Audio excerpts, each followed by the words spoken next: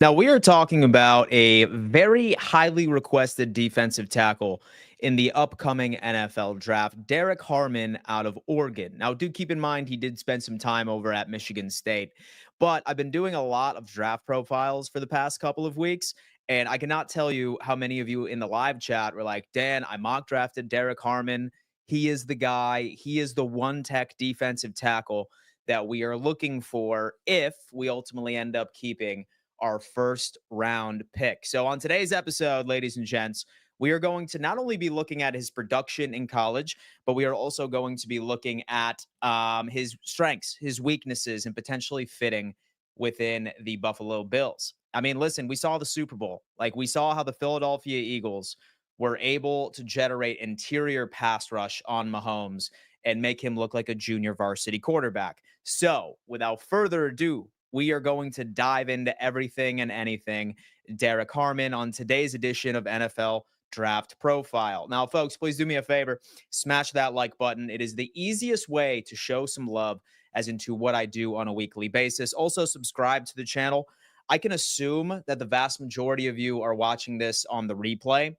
I have been building a massive live chat community for quite some time, and I really want to make sure that you guys are a part of it and can catch an episode live as well.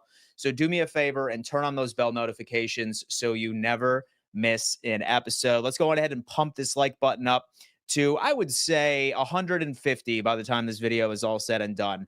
Replay community and live community. Man, let's go on ahead and dive into it. I do need to give a giant shout out to one of our proud sponsors, one that I'm sure you guys are familiar with. And that just so happens to be BetUS. BetUS, folks, is hands down the number one sports book on the face of the planet when it comes into everything and anything sports betting. They already have lines for the NFL draft, the highly debated who is going to be the first overall pick. You can see all of the lines here, and you can also see some free agency lines over on the sports book by itself. All right. A lot of really, really cool options. BetUS is currently matching 150% of your first deposit all the way up to $2,000, 125% of your second and your third. So go on ahead and show them a little bit of love as we dive in to our draft profile, Derrick Harmon. All right. Like I said, all you fools have been saying, Dan, Derrick Harmon, man, he is our guy. Don't worry about Walter Nolan. He is the big-bodied one tech that's going to be lining up against the center, driving as many double teams as possible so the other edge rushers on our squad can eat. Well, let me tell you what, folks. He stands at 6'5", 310 pounds. That's a big boy. That's a big boy. Similar measurables right to the Tavondre Sweat last year in the draft class. And I know that a lot of us were really hoping that Brandon Beane could go on ahead and draft. But the biggest things that I am looking for right now, folks, is ultimately what he is bringing to the table. And what I like to look at is 2024, because I know that all of us are obsessed with the sexy stats, right? And the sexy stats obviously being sacks, pressures, the whole nine. But in 2024, the guy really ended up stepping into his own, right? 5 sacks, 7 hits, 43 hurries, and batted 2 passes when it comes into it. But this is what should get all of you very, very excited. A pass rush grade of 86.3, a run defense grade of 80.5, and a true pass set pass rush grade of 91.2, and a 17.6% pass rush win rate. Man, if you were looking for the ultimate package, with pass rush rate, with sacks, with run stopping, he's going to be our dude. And let me tell you what, most mock drafts I am seeing is seeing him fall right to the Buffalo Bills, if at all available. Like, we like Daquan Jones. He has ultimately ended up stepping up when we needed him to, but he is largely past his prime. And I guarantee you that today, while Brandon Beane and also Sean McDermott are in Indianapolis, they are set to speak to the media a bit later today, which we will be unpacking in detail on this channel at about 5:15 p.m. EST. They are going to be looking at this overall dude. Now, what I think is important is that we all need to take a look at what does Derrick Harmon bring to the table as far as his strengths, as far as his weaknesses. Well, let's go ahead and take a look, right? According to NFLDraftBuzz.com, which is personally one of my favorite insights to look at, scouting displays thunderous hands that enable him to consistently win and leverage battle at the point of attack. Very important, especially since he's going to be lined up against the center, our one tech, if you will, a Daquan Jones replacement. Natural power player, brings elite upper body strength and core stability, making him a nightmare for centers trying to reach block or guards attempting to drive block. Developed a devastating rip move, outstanding spatial awareness and play recognition skills let him diagnose plays pre-snap, so he is intellectually mature as a defensive lineman. Nasty bull rush that collapses pockets from the interior. That sort of reminds me of the Philadelphia Eagles. What makes them so damn good shows some real dog in him when teams try to reach block. Will fight through contact to maintain gap integrity while working down the line. He's a quick processor and natural leverage players despite his height. Consistently gets under opponents' pads and drives them into the backfield. And that is massive, especially for standing at 6'5". What an absolute dog. Obviously, we need to discuss weaknesses right before we start unpacking some of the clips that I was able to find over on X so we can get a real good understanding of who this draft prospect truly is. But weaknesses, at least from what we have been seeing, still developing consistency in his tackling technique, something I really hope could be coached up. Can get over aggressive pursuing the quarterback, occasionally running himself out of plays when he loses containment responsibilities. He needs to expand his counter move arsenal and will occasionally play too high coming off of the snap when fatigued late in games. So sounds like conditioning needs to be something that really needs to be brought into his repertoire. And motor ran hot and cold during Michigan State. But granted, he transferred over to Oregon and had his best season yet this year, though his largely disappeared during the breakout season at Oregon. So it sounds like that is the largest green flag that you could find. A player that is coachable and a player that can overcome some of his said weaknesses that come into it. Now, I was able to find a couple of clips from this guy so we can get a good understanding and see whether or not that he could fit into this Bobby Babbitt, Sean McDermott-esque sort of defense. And I found one which is pretty intriguing. Shout out to Jordan Reed. He is a dude out of PFF. A dude out of Bleacher Report. Solid contributor over there. And he put together this little clip for us. Thank God for the designation so we know exactly what to look for. But here is an example. And as you can see, completely overpowering offensive lineman. Something that you like. His nasty move, athletic, gets to the quarterback. And that was, I would say, like 1.8 to 2 seconds of protection for that QB. There's no way that any of these routes were able to mature at any said point. And a lot of it had to do with Harmon on this specific rep. Here we go again. It's going up against also an interior rate offensive lineman from Michigan on that last one. But he over pursues. He goes after the guy. I have no idea. Solid run stopper, as you can see right there. Didn't even get past the line of scrimmage. Again, let's take another rep. He is just bulldozing these offensive linemen. Absolutely bulldozing these guys. Okay, what else do we got here? Again, absolute menace in the interior. And I think that we can all agree that is something that we are looking for. Now, here's the question. Will we have the 30th overall pick? Because if I were to poll the vast majority of Bills Mafia, I think that a lot of us are saying, no, Dan, we're going to go ahead and package that first round pick for an edge rusher and get Myles Garrett, right? I think that's probably going to be the number one response that I get. However, say that doesn't happen. I think that this would be a perfect move because Daquan Jones isn't it, right? And as we've said before, right? Ed Oliver is not the kind of guy that makes an elevation or elevates a defensive line by himself. Ed Oliver is the type of guy that is elevated, right? It all depends on who is next to him. Some of Ed Oliver's best seasons just so happened to be when his one tech was playing elite football. A couple of years back prior to injury for Daquan Jones, that's when we saw Ed Oliver have the best season of his career, right? But now that we started seeing some of the regression due to the old age of Daquan Jones, that is when we sort of see things dial down a tad, right?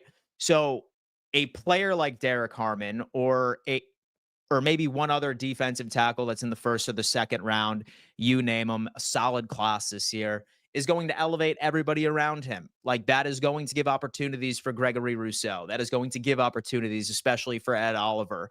Um, Same thing with all of our other depth pieces on the defensive line. This is a key into making sure that we not only get to the quarterback, but we can also end up solving our run defense issues. Now, I'm a big Derrick Harmon guy. I think that if we stay put at 30, and who knows what Brandon Beane is planning on doing this year with the draft, he could draft down once again, or he could trade down, or maybe slightly trade up for a prospect here and there.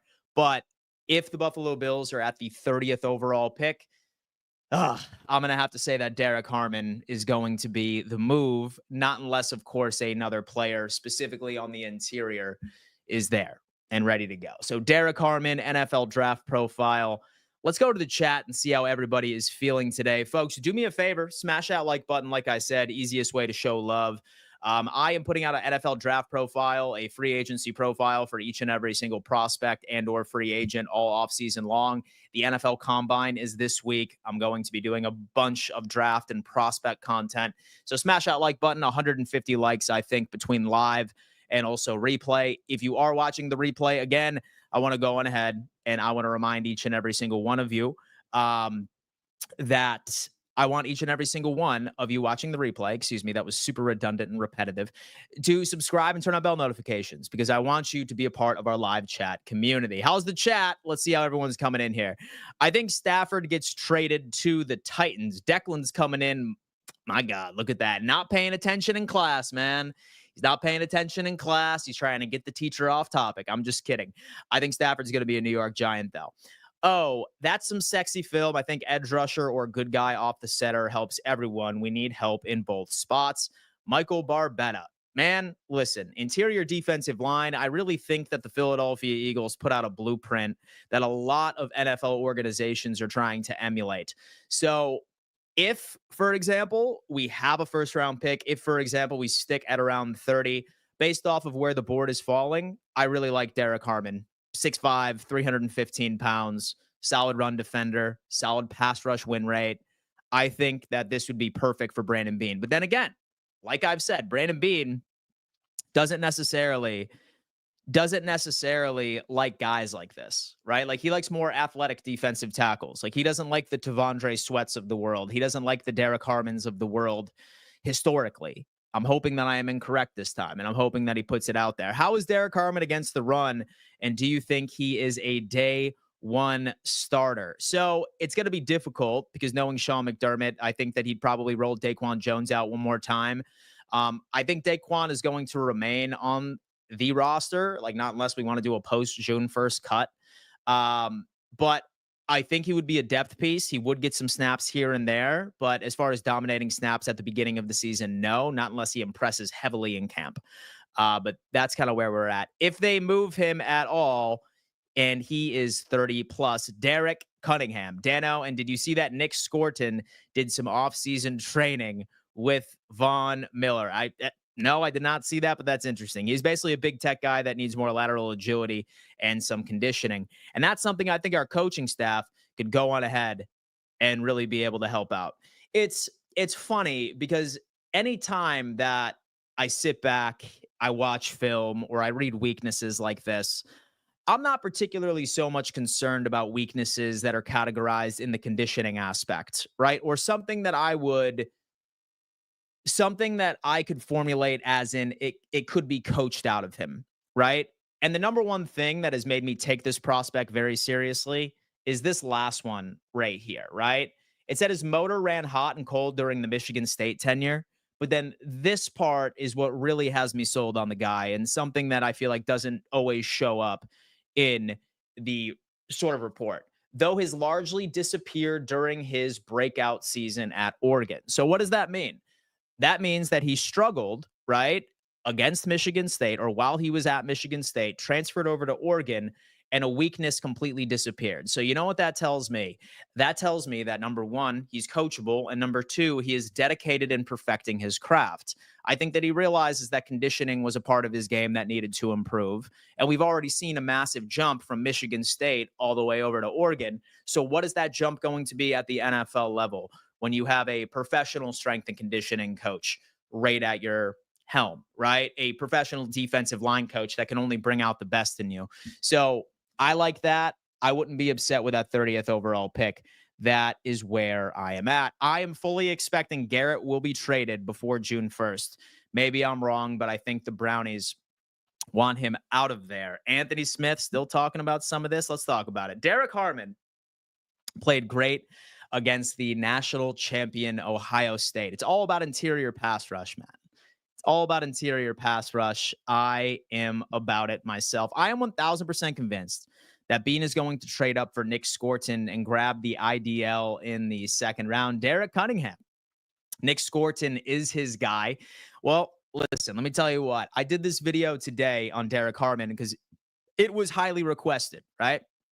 A lot of you guys were discussing this in the live chat. So I think Nick Scorton is probably going to have to be a prospect that I will do later in this episode. We shall see. We have Zulon. Though Kincaid was a bust, but saw him with Trump now, we know he is based and he'll be big third year coming. Wow, look at that. And the GM likes what the head. Okay, so the GM likes what the head coach wants and is driving for, and the head coach is driving for a one tech at that position. So Bean will ignore the head coach. Richard is saying, being small, you're just asking to get swallowed up by the big offensive lines. Michael, some size would be nice. And the athleticism isn't getting us to Mahomes, but I do think Bean knows what he is doing a lot better than I do, even though he can't bench 315. He can't bench 315. That is for damn sure.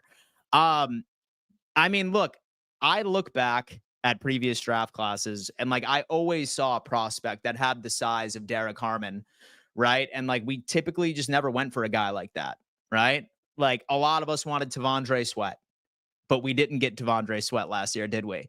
Right? Like we ended up going with Dwayne Carter, who is more so on the back end, second in the depth chart to Ed Oliver.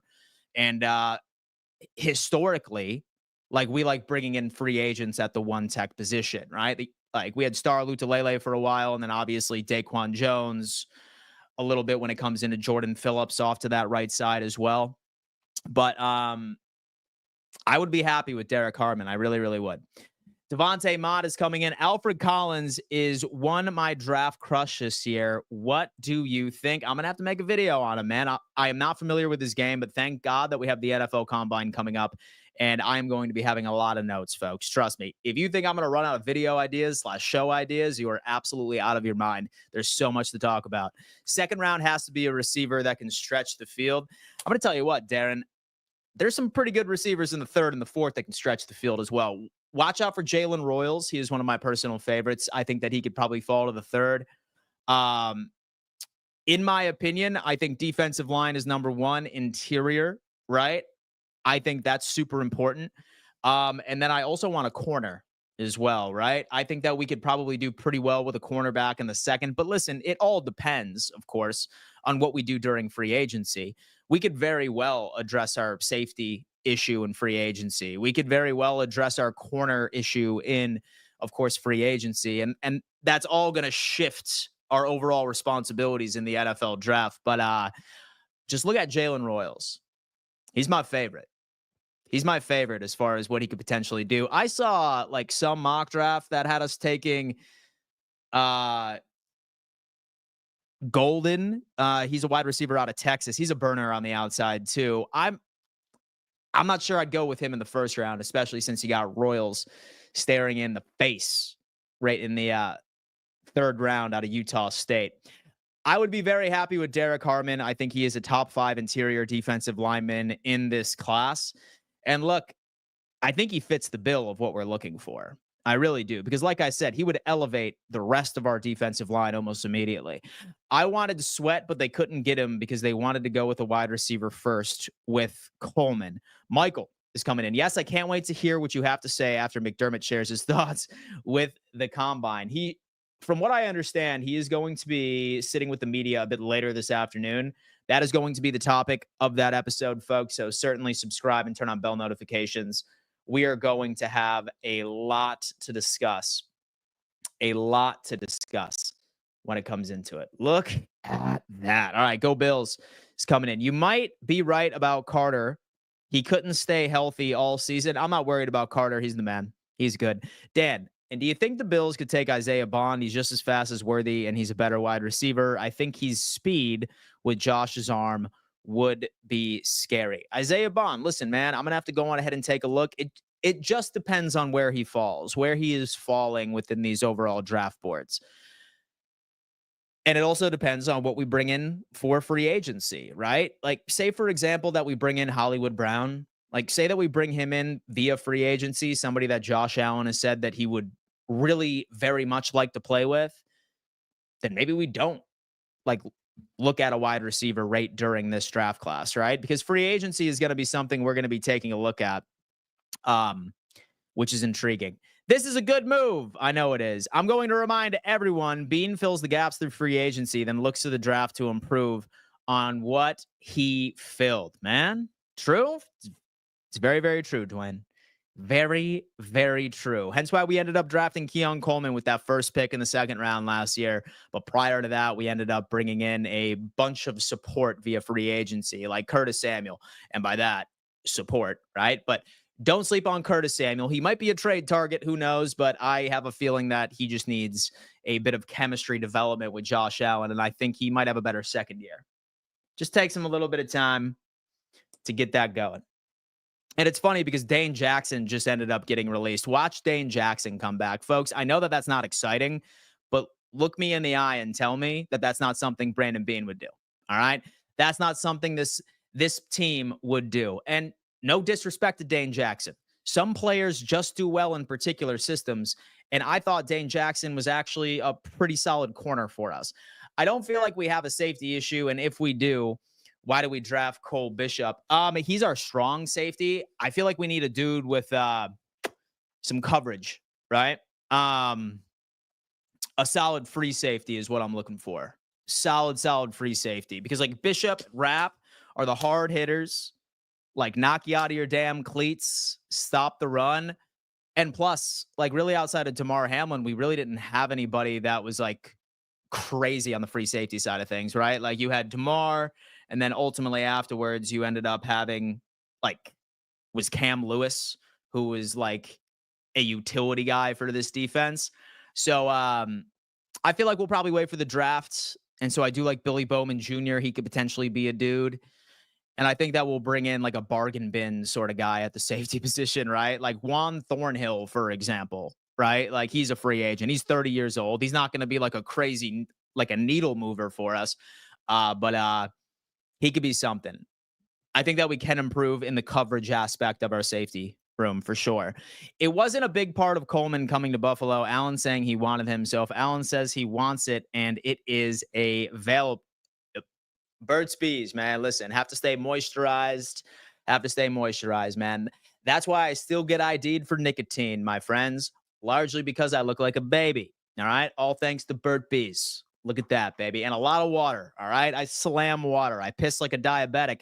But I'm going to tell you what, it's worth it. What's up, Dan? I'm totally off topic, but I thought about this. You guys and the AFC East Roundtable should go back to the beginning of the season to react to the takes everyone had on the teams.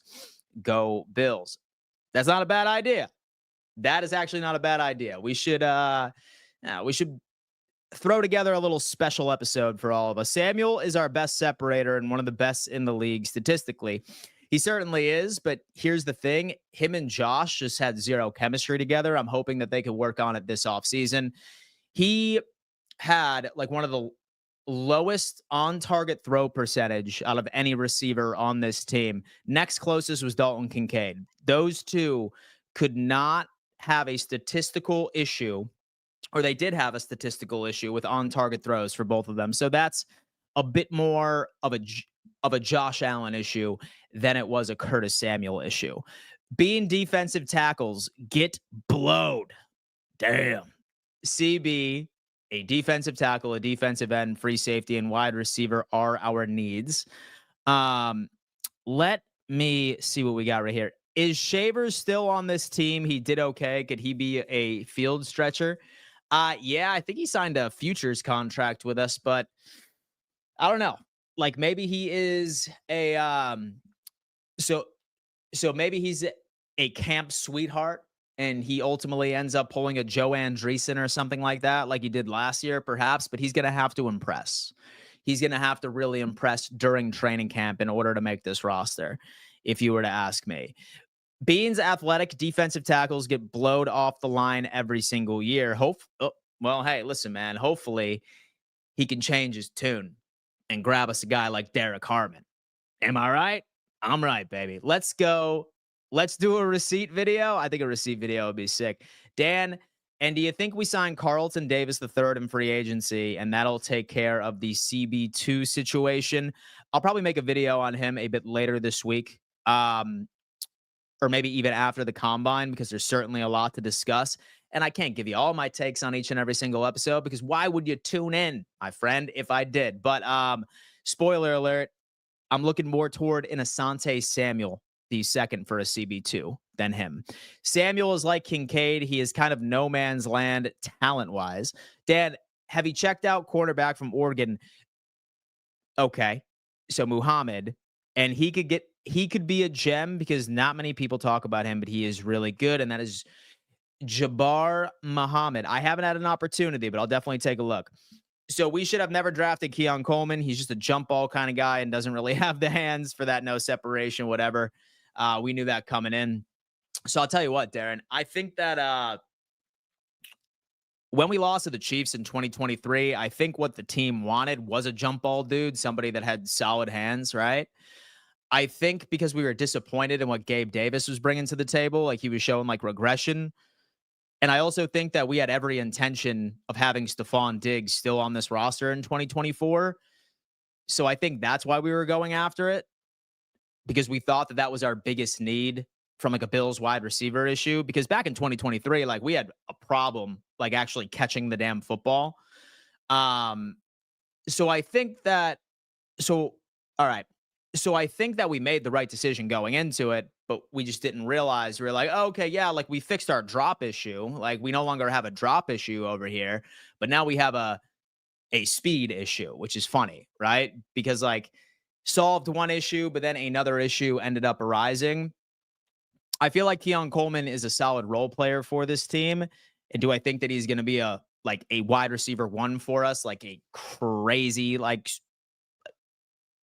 sort of guy? No. But I do think that he will be a solid wide receiver too for this team. He, in my opinion, I think that he's going to be better than what Gabe Davis was for us in the past couple of years. But I still think we need a solid guy on the perimeter. And also, don't sleep on Khalil Shakir, right? Like so many wide receiver ones right in this league are slot guys, right? Like look at um so with the Amon-Ra St. Brown. So he's a slot receiver. He's a number one receiver. Look at Cooper Kupp. He was a wide receiver one for a while. He was out of the slot. A wide receiver one does not need to be on the perimeter, right? Like there are so many offenses that have that. And maybe Shakir is that guy. And so far in 2024, he was. And I mean, look at that, right? Like we ultimately ended up being the number one scoring offense in the NFL, playoffs included, with that supporting cast. But I do agree with you. We need a vertical separator. Maybe it's Hollywood Brown. Maybe it's somebody we draft. Man, we're going to have a good season, man. I'm looking forward to it. What's good, Dan? We definitely need a defensive tackle and another defensive tackle and more wide receivers. Go Buffalo. Look at that, man. Listen, I promise you guys, a free agency and the draft, we are going to be filling in quite a bit of holes. Now, obviously, we're going to have to see how that ultimately ends up progressing.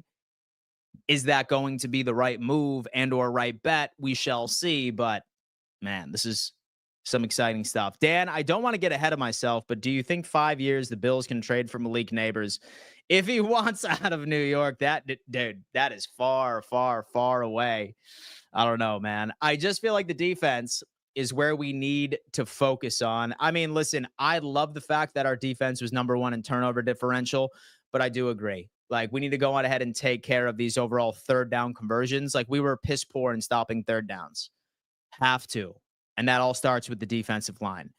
Just an hour of Dan smacking Bob with Nick Wright smack talking the Bills as background music. Is that the content that you want? I've actually been giving Bob a break this offseason because number one, it's only funny when I hit him when I'm watching football games, baby. And number two, I don't know. And so I'm reaching my zen at the end of the day. Square is saying, unless Matthew Golden falls to the Bills, won't have a number one wide receiver in 2025. Dane Jackson would be a massive upgrade over Elam. I mean, who wouldn't at this point? Definitely caught Vaughn, or I wouldn't mind getting him back at a cheaper number, like $6 or $7 million with incentives. There's a lot of rumors that like we are looking to give him a massive pay cut this year, right? I mean, he did it last year, and I have a feeling that he's going to do it again. I mean, we're going to have to figure out how that plays out. Dan, I think Bean gets a wide receiver in free agency that is age, but has a couple of years left in the tank. Dare I say Smoke 2.0. Interesting. Maybe a little Hollywood Brown action. Who knows? Cheap number or he got to go. Vaughn Miller. Spidey. Dude, Spidey, I really hope that your jersey got there. Let me know. I'm so sorry for mixing up the address, but keep me updated on that. Did the Bills get an update on the cap space yet? No, they ended up giving us a range. So it's going to be between $277 million to $282 million. Final number, I want to say, should be coming out any day, but it's a significant jump. And it sort of not only helps us, but it helps every single team out there. Completely off topic, but I can guarantee you the Jets draft who has a high rating in college football 25. Oh, my God, with his son, right? Thank you, Dan. No problem. No problem, my guy. No problem. Dan would be an upgrade over Elam. Listen, don't sleep on my coverage skills, brother. Don't sleep on my coverage skills. What do you think of a defensive tackle, nose tackle, Deion Walker from Kentucky, 6'7", 340 pounds? I'm going to have to do a draft profile on him as well. He was impressive over at the Senior Bowl. He's a little slow. He's not like really as solid of a pass rusher as Derrick Harmon, of course, but he's certainly a big body. He's certainly a big body. He would plug up the holes and let Ed Oliver eat, hopefully. But I love you, Dan. I love you too, bro. Thank you so much. If the Bills don't have any first-round grades left when they pick at 30th, how far would you be comfortable trading back into the second round, early 30s, maybe into the 40s? It really just depends on where the board is going, right? Ideally, I think that I would probably want a high second because we would still have 3 second-round picks, which I think that we could really end up cleaning house if that was the case, right? Give me, if somebody really wanted to trade up at the 30th overall spot, like one of those teams in the early second round, also get us a third-round pick with that. If we could do a pick swap, like right in the second round, and also get a third-round pick, then I think that would be perfect because it's very loaded right in the middle of this draft for several different position groups. There's wide receiver, which is loaded second and third round. There's defensive tackle. And there's a couple of edge rushers I like as well in the second and the third. Strong possibility. Strong possibility. Elam would be decent if they just told him to cover this one guy and don't worry about reading the defense. Senke, we need to stop with the Hollywood Brown dude. He has yet to have 1,000 yards, but it's his first year. We might as well get Claypool. So the thing is that like this Bills team did not have a 1,000-yard wide receiver all season, and we had the number one scoring offense in the NFL, right? So I think the whole like you need a wide receiver with 1,000 yards is largely, I'd say, unnecessary. And so unless you're trying to impress somebody with your Madden stats or something like that, but like look at it, right? Like, how about we go on ahead and we look at Brian Thomas Jr. for the Jacksonville Jaguars? Dude had a season, right? Like 1,400 yards. Insane for a rookie, right? Like crazy for a rookie. But you know what? No one gave a shit because the Jaguars were boo-boo trash, right? I think Hollywood Brown brings an interesting dynamic because, number one, he had a rookie Lamar Jackson for a couple of years. And then he had Kyler Murray. And then he was injured all but like 5 games for Kansas City this past year. I think Buffalo Bills wide receivers are largely role players in a Joe Brady sort of offensive structure. I'd be fine with Hollywood Brown because number one, he'd be cheap as hell and he's super fast on the outside. I mean, he's a role player. You know what I mean? That's kind of where our wide receivers are. Don't be so obsessed or so enamored over 1,000-yard wide receivers because we didn't have a single 1,000-yard wide receiver this year, and we were the number one scoring offense in the NFL and the most efficient offense in Buffalo Bills franchise history. So I don't think that there's really a necessity for a wide receiver that needs to crack 1,000 yards. Well, we just ended up putting up the offensive production that we did. And Brady's not that guy. Like, he is not that offensive coordinator that's going to dominate one guy with 1,000 yards. It's just sexy stats, right? I've seen your coverage skills, Dan. You're handsy like Elam. But no. Listen, I am handsy like Sauce Gardner. Your boy does not get caught. Okay? So what do you think about James Cook's situation? I believe the Giants GM is right. We can't pay a quarterback that much money to hand it off. Here's my take on James Cook. I think that he is going to accept a deal that's average $12.5 million, like annual average salary. Because let me tell you something, right? I feel like these players don't care as much about what their average annual salary is, but they care a hell of a lot more of what is fully guaranteed to them, right? If we were to give him a $12 million contract or a $12 million average annual salary, 4-year deal, around $48 million, and we guaranteed like 28 or 30 million to that, 110%, he's going to come. He doesn't care about average annual salary. He cares about overall guarantees. And I'm not scared of guarantees, right? Because a lot of that can be structured into signing bonuses that helps out the cap. And we're already seeing this cap room skyrocket each and every single year, close to 30 million this season. And now we're talking about massive streaming companies like Netflix that are buying or at least exploring to purchase, some other things where people can buy into. So I have a feeling that his average annual salary is going to be a bit lower than 15, but I think that we're really going to make him happy with the guarantees, which is not really going to hurt us, right?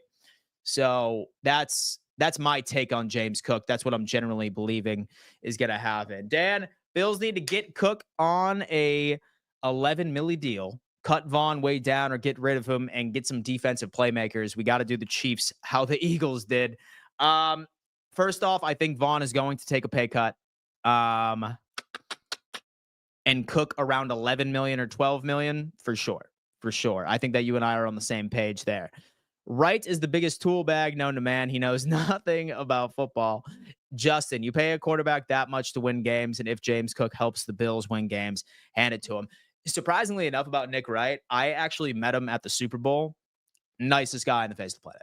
He is the nicest guy on the face of the planet. He definitely plays a character, like really online. So I'm not sure how you guys feel about that, but like he's actually like super down to earth, super cool. That is all Barkley in the making.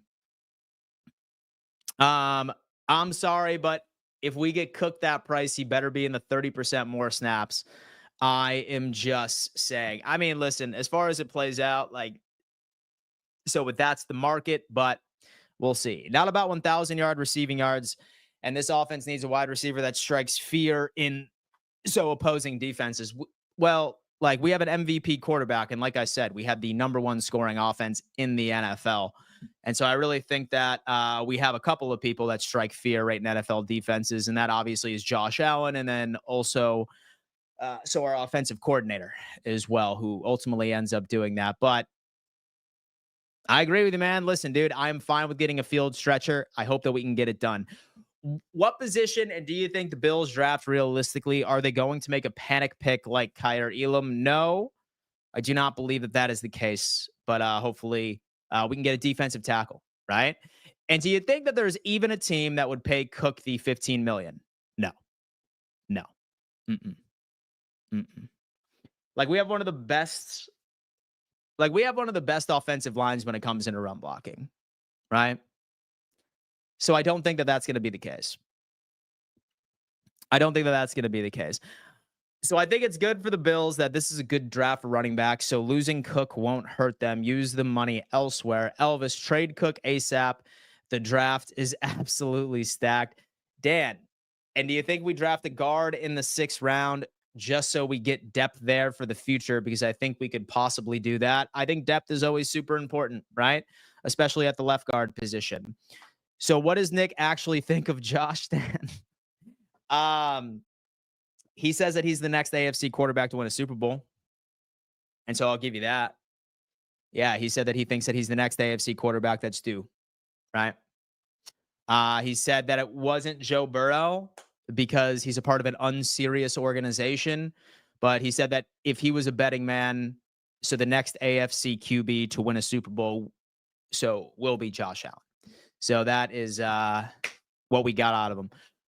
We should pay Cook $11.5 million. If you don't want that, let him walk, test the waters. I don't think he's getting $15 million for any team I like, but $15 million is too much. Zickness is saying, send Miller back to Denver. We need young players. I'm not sure any team would take Von Miller right now, guys. I really don't think so. As much as I love it. Cook still has a year left on his current contract. He certainly does, but he could potentially hold out.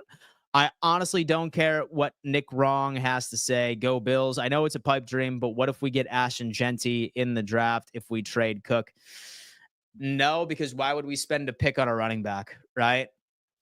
Like, so us trading Cook and then getting like some sort of pick and then picking up a running back with a 1st or a 2nd round pick, that's sort of redundant as into our reasoning, as into why we didn't pay Cook. Because we said that our offensive line is so good, we don't need a running back. So why would we turn around and draft a running back in the 1st or the 2nd, right? That's kind of like my mentality. And running backs are also wide receivers. Why do we need more receivers? Look at that. Josh Allen, give Cook $12.5 million. Come on, put some respect on his name. On his name. All right. Thank you, Dwayne. But we're going to have to put that poll up a bit earlier because I was about to wrap up.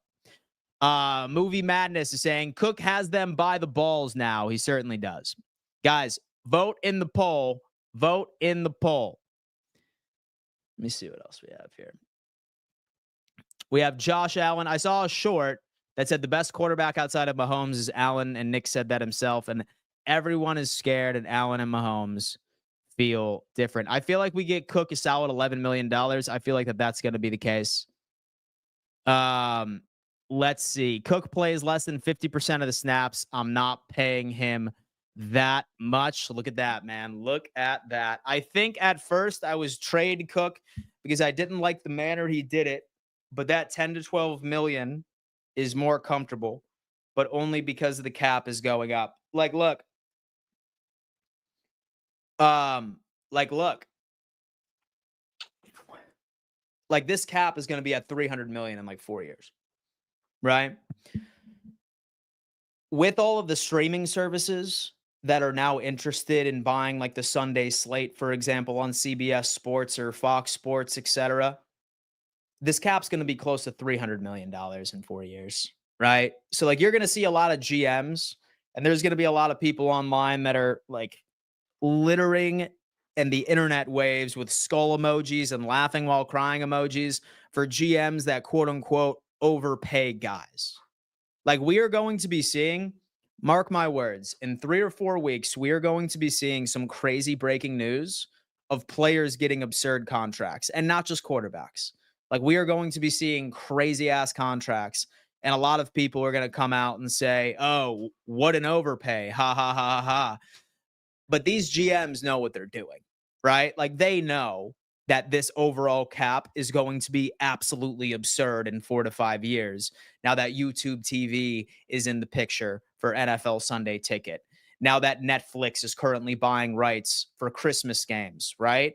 Now that the NFL is rumored to add an additional game, all right? Have 2 bye weeks for each and every single NFL team. I'm not sure if it's this year. I'm not sure if it's the following year. But guys, I promise you, in a couple of weeks, we are going to be seeing a litany of breaking news of people Schefter and Rappaport saying, oh my God, we just ended up seeing a linebacker get paid like a $140 million contract spread across like 5 years. Like we are going to be seeing crazy overpays, but they're not. Like not at all. It's all about where this cap is going. Um, we should be talking about the defensive line, CB, 2 edge rushers. Michael, no, I understand we have a different feeling on players' loyalty to a team. I can respectfully not agree with you because I do not think your points are valid. I'm not sure who we're talking to here, my friend. Do we have people arguing? Let me see. Dan, if Bills were to draft a running back, I would want a guy like Brashad Smith in the 5th. The O is good. 13 votes. Hurry up for Dan, guys. All right, guys, go ahead and vote because I have an errand to run. 12 million isn't overpaying for 1K and 16 touches. 12 million isn't overpaying. Bills for life. What do you think will be the surprise signing for the Bills make when free agency hits? Are there any surprise cuts Bean could make? I'm pretty sure I put a video out about that maybe a few days ago, last week. A surprise cut for me is Matt Milano could potentially be a surprise cut. And so I hope it's not the case, but he could be, right?